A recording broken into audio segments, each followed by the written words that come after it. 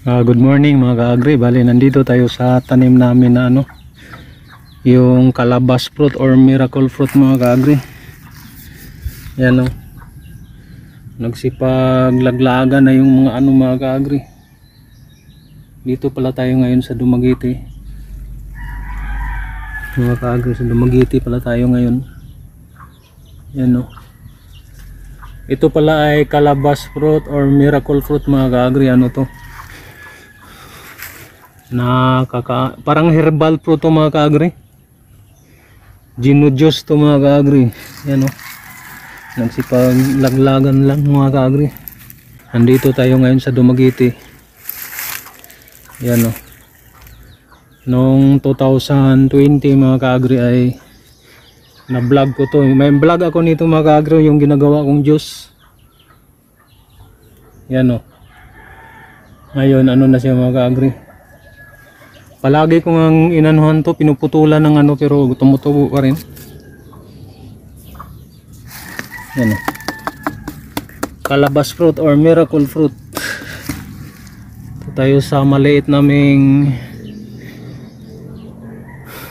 mga ka-agri garden sa Dumaguete City.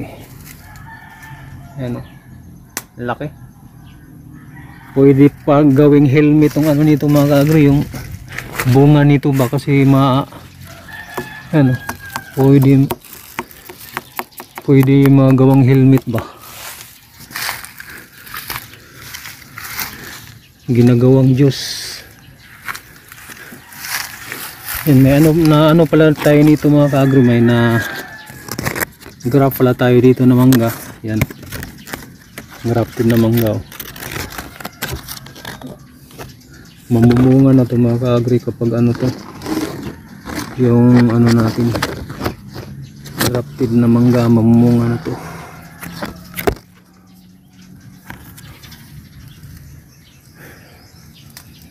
Yung natin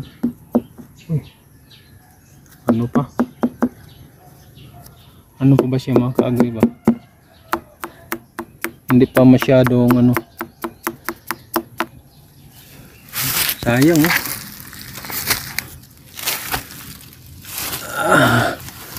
bihira lang kasi tayo dito kabisita dito sa lugar namin sa Dumaguete. So, binibiyak ko mga ka-agri, may lagari ito calabash fruit or miracle fruit.